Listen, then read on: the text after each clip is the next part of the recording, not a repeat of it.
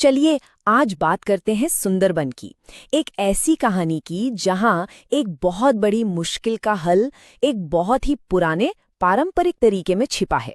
आइए इसे समझते हैं। ये सिर्फ एक किसान के शब्द नहीं है। सोचिए, ये उन हजारों लोगों की कहानी है जिनकी जमीन, जिनकी रोजी रोटी सब कुछ समंदर में समाता जा रहा है। ये एक मजबूरी की, पलायन की कहानी है। तो ये मसला कितना बड़ा है, आप अंदाजा लगाइए। सुंदरबन के इस डेल्टा में करीब करीब 45 लाख लोग रहते हैं और इन सभी का भविष्य आज दांव पर लगा हुआ है। तो चलिए सबसे पहले ये समझते हैं कि आखिर दुनिया का ये जो सबसे बड़ा मैंग्रोव डेल्टा है वो किस तरह के खतरे का सामना कर रहा है। देखिए, यहाँ एक नहीं बल्कि तीन बड़ी मुसीबतें एक साथ काम कर रही हैं। एक तरफ तो समंदर का लेवल बढ़ रहा है, दूसरी तरफ जमीन खुद ही नीचे धंस रही है, और ऊपर से बार बार आने वाले तूफान। ये सब मिलकर इस पूरे इकोसिस्टम को और यहाँ रहने वाले लोगों को बहुत बड़े खतरे में डाल रहे हैं।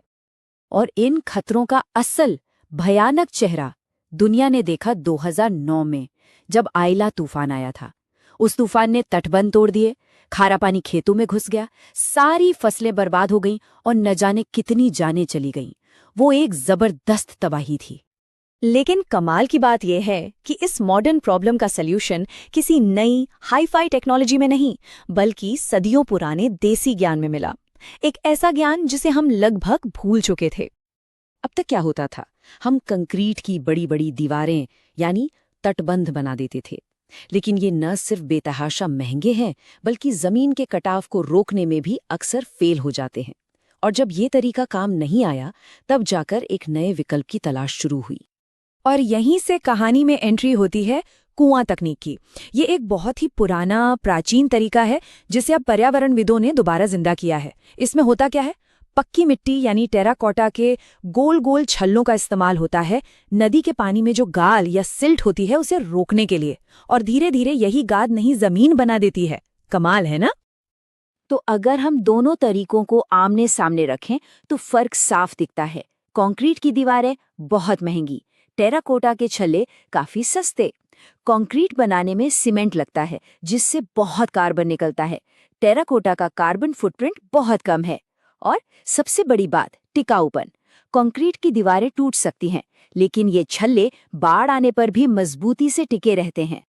लेकिन अब मन में सवाल आता है ना, कि भाई मिट्टी के कुछ छल्ले वो भला नई जमीन कैसे बना सकते हैं।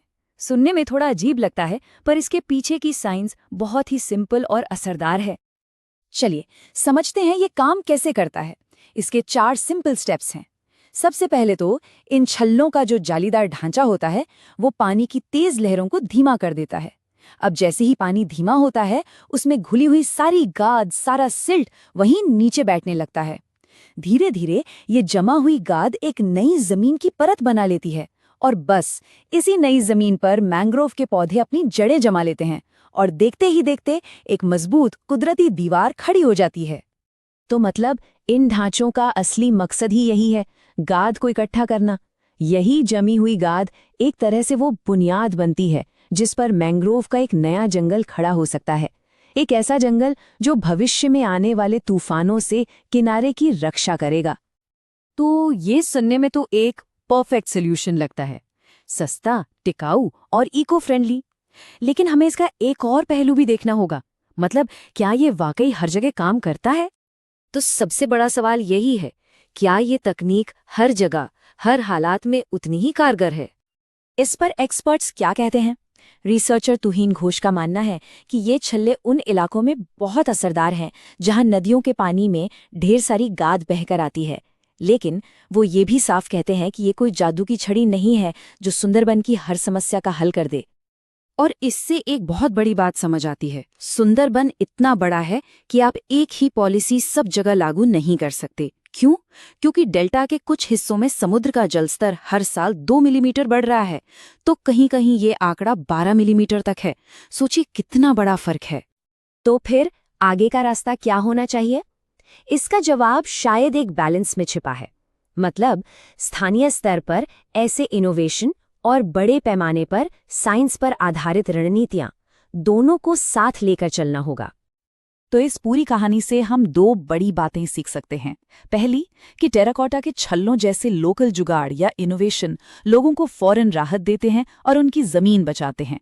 और दूसरी कि अगर हमें इस पूरे डेल्टा का भविष्य बचाना है तो हमें विज्ञान पर आधारित ठोस नीतियों की बहुत ज्यादा जरूरत है, और वो भी जल्द से जल्द।